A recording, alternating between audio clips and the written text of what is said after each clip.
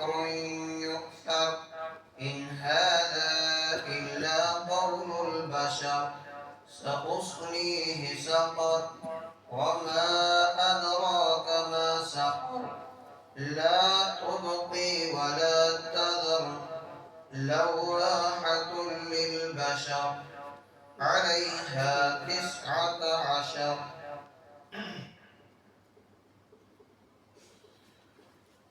سورۃ المدثر کی ابتدائی 7 آیات کا خلاصہ کل آپ نے سنا، جن میں رحمت دو عالم صلی اللہ علیہ وسلم کو حکم دیا گیا کہ آپ لوگوں کو خواب غفلت سے بیدار کریں، آپ اپنے رب کی بڑائی اور اس کی کبریائی کو بیان کریں، اور جو پریشانیاں جو تکلیفیں آپ پر آئیں گی ان پر آپ صبر کیجئے۔ سورہ مزمل کے اندر بھی حکم دیا گیا تھا اور بتایا گیا تھا کہ دشمنوں کو آپ مجھ پر چھوڑ دیجئے، وہ اگر بات نہیں مانتے ہیں تو میں خود نمٹ لوں گا ان سے، اگر وہ دنیا میں عذاب میں گرفتار نہیں ہوئے تو آخرت میں تو نہیں بچ سکتے ہیں۔ اور سورہ مزمل کے اندر فرمایا تھا فَكَيْفَ تَتَّقُونَ إِن كَفَرْتُمْ يَوْمًا يَجْعَلُ الْوِلْدَانَ شِيبًا، کیسے بچو گے تم اگر تم نے کفر اختیار کیا اس دن سے جس دن جو بچوں کو بوڑھا کر دے گا۔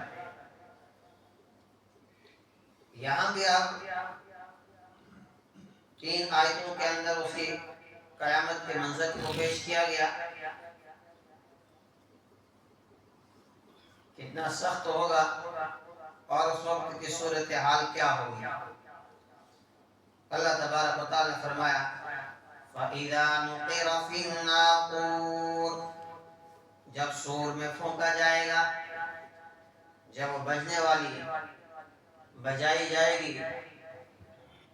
حضرت اسرافیل علیہ السلام اللہ کے حکم کے منتظر ہیں کہ کب اللہ کی طرف سے مجھے حکم ملے گا، اور وہ سور میں پھونکیں گے تو ساری دنیا ختم، قیامت برپا ہو جائے گی، پھر دوبارہ سور پھونکا جائے گا، پھر تمام کے تمام لوگ دوڑ پڑیں گے جوق در جوق اللہ تبارک و تعالیٰ کی عدالت کی طرف۔ عَلَى الْكَافِرِينَ فَذَلِكَ يَوْمَئِذٍ يَوْمٌ عَسِيرٌ، وہ دن بہت سخت دن ہوگا، یعنی اس دن کو ہلکے میں مت لو، وہ آسان نہیں ہے۔ قرآن کریم میں 17ویں پارے کے اندر اللہ تبارک و تعالیٰ نے سورہ حج کے اندر فرمایا یا ایھا الناس اتقوا ربکم ان زلزلۃ الساعۃ شیء عظیم یوم ترونها تذهل كل مرضعة عما ارضعت وتضع كل ذات حمل حملها وترى الناس سکارى وما هم بسکارى ولكن عذاب الله شدید۔ اے لوگوں، قیامت کا زلزلہ بڑی سخت چیز ہے، جس دن دودھ پلانے والی ماں اپنے دودھ پیتے بچے کو چھوڑ دے گی، اس کو دودھ پلانا بھول جائے گی، جس دن کے ڈر اور خوف اور ہیبت سے عورتوں کے حمل گر جائیں گے، اور آپ لوگوں کو نشے میں دیکھیں گے جبکہ وہ نشے میں نہیں ہوں گے۔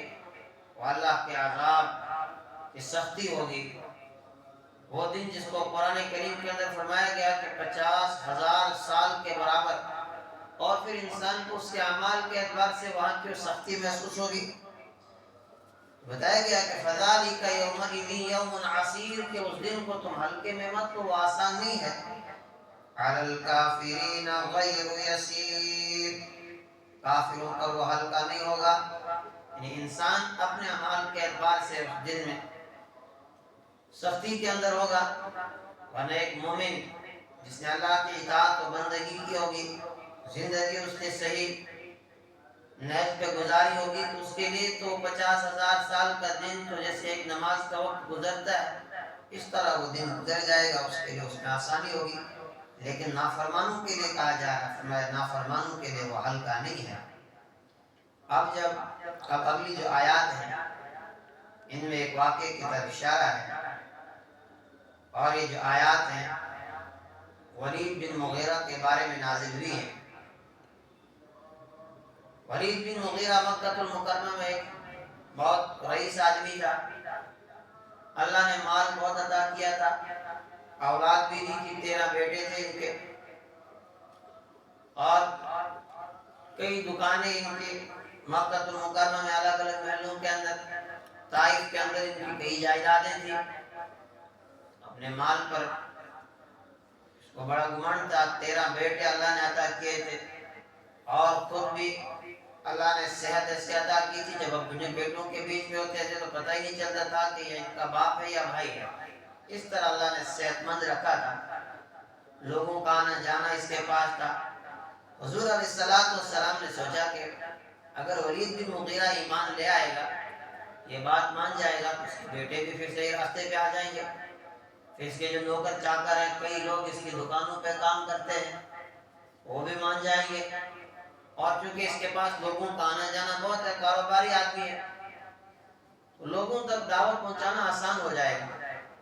حضور علیہ السلام ولید بن مغیرہ کے پاس گئے اور جا کر اس کو سمجھایا، دیکھ اللہ نے تجھے عزت دی ہے، مال دیا، دولت دی، اگر تو چاہتا ہے کہ یہ عزت آخرت میں بھی باقی رہے تو پھر میری بات مان لے، میرا کلمہ پڑھ لے۔ ولید بن مغیرہ نے کہا کہ کوئی بات نہیں، میں اس بارے میں سوچتا ہوں، ابھی کچھ نہیں کہہ سکتا، لہٰذا اس کے لیے مجھے کچھ مہلت دی جائے۔ حضور علیہ السلام نے فرمایا ٹھیک ہے، آپ سوچ لو، سوچ کے مجھے بتانا۔ کچھ دن کے بعد جب پھر سے حضور علیہ السلام تشریف لائے، اس کے پاس لوگ بھی کچھ بیٹھے ہوئے تھے، تو آپ صلی اللہ علیہ وسلم فرمایا کیا سوچا؟ اس وقت اس بدبخت نے کہا کہ میں نے بہت کچھ سوچا، کافی غور و فکر کیا، لیکن مجھے یہی لگا کہ جو آپ کا کلام ہے بس یہ تو جادو ہے۔ اور اس طرح حضور علیہ السلام کی بات کو ٹھکرا گیا۔ قرآن کریم نے اس گفتگو کو بیان کیا ہے کہ کیا انداز تھا اس کا، اور پھر اللہ تبارک و تعالیٰ کی طرف سے اس کو وعید سنائی گئی۔ بہت ذہین آدمی تھا، اس نے بہت کوشش کی تھی سمجھوتا کرانے کی، کئی مرتبہ حضور علیہ السلام کے پاس آیا، لالچیں بھی دی کہ بس آپ تھوڑا نرم پڑ جاؤ، کچھ آپ اپنی بات منوا لو، کچھ قریش کی مان لو تاکہ جھگڑا ختم ہو جائے۔ لیکن حضور علیہ السلام کو چونکہ حکم تھا فَاصْدَعْ بِمَا تُؤْمَرُ، کہ آپ ڈنکے کی چوٹ سنا دیں جس چیز کا آپ کو حکم دیا جا رہا ہے، آپ نے کسی بھی طرح کوئی سمجھوتا نہیں کرنا ہے۔ البتہ ولید بن مغیرہ کے 3 بیٹوں نے ایمان لایا تھا، ایک خالد بن ولید رضی اللہ تعالیٰ عنہ، اور ان کے بارے میں آپ جانتے ہیں کہ کتنی قربانیاں پھر انہوں نے دین اسلام کے خاطر دی، اللہ نے کتنا کام ان سے لیا، جن کو لقب بھی حضور علیہ السلام کی حضرت سیف من سیوف اللہ، کہ اللہ کی تلواروں میں سے ایک تلوار ہے۔ اور ہشام ابن ولید اور ولید بن ولید، یہ 3 لوگ ہیں جنہیں ایمان لایا تھا۔ ہشام ابن ولید اور ولید ابن ولید نے جب ایمان لایا، پھر ان کو ولید بن مغیرہ نے اور اس کے بیٹوں نے بیڑیوں کے اندر جکڑ دیا، زنجیریں ڈالی، پھر ان کو بہت زیادہ ٹارچر کرتے تھے، بہت زیادہ ستاتے تھے۔ حضور علیہ السلام نے کئی روز تک صبح نماز کے بعد ان کے لیے دعائیں کرتے تھے کہ اللہ ان کو ظالموں کی قید سے اور ان کے ظلم سے نجات عطا فرما۔ تو اسی ولید بن مغیرہ کا تذکرہ ان آیات کے اندر آیا، ذرنی، چھوڑ دیجئے آپ مجھے، ومن خلقت وحیدا، اور جس کو میں نے اکیلا پیدا کیا ہے۔ جس طرح وہاں پیچھے آیا تھا کہ دشمنوں کو مجھ پر چھوڑ دیجئے، مجھے چھوڑنے کا مطلب یعنی آپ مجھے اس کو چھوڑ دیجئے، میں خود نمٹ لوں گا اس سے۔ وہ جب پیدا ہوا تھا، پیدا میں نے اس کو کیا، اور وہ یہ مال یا اولاد یہ سب کچھ لے کر نہیں آیا تھا، اکیلا پیدا ہوا تھا، نہ مال اس کے پاس تھا، نہ اولاد اس کے پاس تھی، کچھ بھی نہیں تھا اس کے پاس۔ وَجَعَلْتُ لَهُ مالا ممدودا، اور اسے میں نے بہت سارا مال دیا پھیلایا ہوا.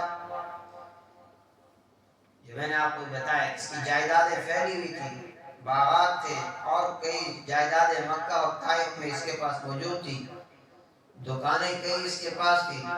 وَبَنِينَ شُهُودًا، اور نگاہوں کے سامنے رہنے والے بیٹے بھی دیے. ایک تو پہلے بیٹے 13 تھے، اور چونکہ کاروبار اچھا خاصا تھا، دکانیں تھی، بچوں کو کہیں باہر کمانے کے لیے جانے کی ضرورت نہیں تھی، تو اولاد کا ماں باپ کی نگاہوں کے سامنے ہونا، گھر میں ہونا، کوئی ایسا کاروبار ملنا، کوئی ایسی چیز ملنا کہ بچوں کو ادھر ادھر نہ جانا پڑے، یہ بھی اللہ کی نعمت ہوتی ہے. ورنہ اس چیز کا احساس تو ان لوگوں کو ہوتا ہے، اس نعمت کی قدر، جن کے بچے باہر چلے جاتے ہیں کاروبار کے لیے، بیرون ممالک میں چلے جاتے ہیں، کئی سال تک پھر ماں باپ کی نگاہیں ترستی ہیں اپنی اولاد کو دیکھنے کے لیے. تو یہاں قرآن کریم میں اس کو بھی نعمت کے طور پر بیان کیا، اور یہ بتایا گیا کہ ایسے بیٹے ہم نے اس کو عطا کیے تھے جو اس کے نگاہوں کے سامنے رہتے تھے. یہ بھی اللہ کا اس پر کرم تھا. وَمَهَّدتُّ لَهُ تَمْهِيدًا، اور میں نے اس کے لیے ہر قسم کا سامان خوب اچھی طرح تیار کروایا. ثُمَّ يَطْمَعُ، پھر وہ چاہتا تھا أَنْ أَزِيدَ، کہ میں اسے اور بھی دوں.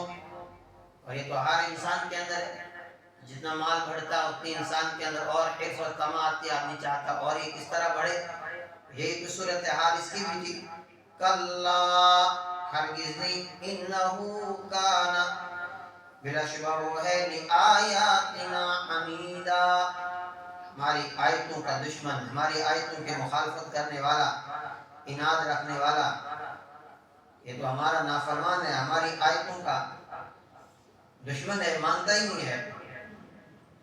حالانکہ ولید بن مغیرہ سمجھ چکا تھا حضور علیہ السلام اللہ کے آخری پیغمبر ہیں اور یہ قرآن کریم اللہ کا کلام ہے.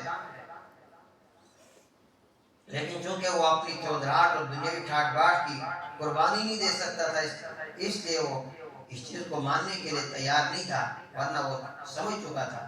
سَأُرْهِقُهُ صَعُودًا، میں اسے عن قریب ایک سخت چڑھائی چڑھاؤں گا، یعنی عن قریب میں اس کو ایسے عذاب میں مبتلا کروں گا جس کی شدت ہر آن ہر لمحہ بڑھتی ہی چلی جائے گی.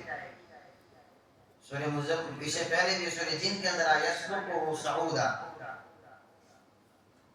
بتایا کہ اس کو عذاب کے اندر گرفتار کروں گا. إِنَّهُ فَكَّرَ وَقَدَّرَ، اس نے غور کیا اور کچھ اندازہ لگایا. وہ جو اس نے کہا تھا کہ مجھے تھوڑی سی مہلت دی جائے، اسی کا تذکرہ چل رہا ہے. تو اس نے غور کیا، پھر اندازہ لگایا. فَقُتِلَ كَيْفَ قَدَّرَ، بس ہلاک ہو جائے اس نے کیسا غلط اندازہ ٹھہرایا. ثُمَّ قُتِلَ، پھر ہلاک ہو جائے. كَيْفَ قَدَّرَ، اس نے کیسا غلط اندازہ ٹھہرایا. ثُمَّ نَظَرَ، پھر اس نے دیکھا، جس میں بیٹھا ہوا تھا، لوگ بیٹھے ہوئے تھے، ادھر ادھر پہلے نظر دوڑائی اور کچھ دیر کے لیے تھوڑا سا توقف کیا، رک گیا اور ایسا ظاہر کیا جیسے کہ کسی گہری سوچ میں ہے. اور اس کے بعد پھر ثُمَّ عَبَسَ، پھر اس نے تیوری چڑھائی، یعنی منہ بنایا. وَبَصَرَ، اور منہ بگاڑا اس نے. ثُمَّ أَدْبَرَ، پھر پیٹ پھیر لی. وَاسْتَكْبَرَ، اور تکبر کیا. فَقَالَ، اور کہا، إِنْ هَذَا، نہیں ہے یہ، إِلَّا سِحْرٌ يُؤْثَرُ، نہیں ہے یہ مگر جو پہلے سے چلا آ رہا جادو. إِنْ هَذَا إِلَّا قَوْلُ الْبَشَرِ، یہ نہیں ہے مگر انسان کا کلام، یعنی اس کلام میں جادو کا اثر ہے اور یہ اللہ کا کلام نہیں ہے. میں اس کو اللہ کا کلام نہیں مانتا، بس یہی سمجھتا ہوں یہ انسانی کلام ہے. سَأُصْلِيهِ سَقَرَ، اللہ کہہ رہا ہے میں قریب اسے ڈالوں گا دوزخ میں. وَمَا أَدْرَاكَ مَا سَقَرُ، تمہیں کیا معلوم کہ وہ سقر کیا ہے، دوزخ کے طبقہ، اس میں اس کو داخل کروں گا. لَا تُبْقِي وَلَا تَذَرُ، نہ تو باقی رہنے دے گی، وَلَا تَذَرُ، اور نہ وہ چھوڑے گی، جسم کے کسی عضو کو نہیں چھوڑے گی، جلا کر راکھ کر دے گی. لَوَّاحَةٌ لِّلْبَشَرِ، انسان کی کھال کو جھلسا ڈالنے والی ہے. اللہ کا عذاب آئے گا اور نہ وہ عذاب ختم ہوگا، نہ انسان مرے گا نہ جیے گا، تکلیف کے اندر ہوگا. اور پھر اسی جہنم کا تذکر اگلی آیات کے اندر بھی ہے کہ کس طرح وہاں پر فرشتے ہوں گے جو جہنم کے داروغے ہوں گے. اللہ تبارک و تعالی ہمیں سمجھ عطا فرمائے.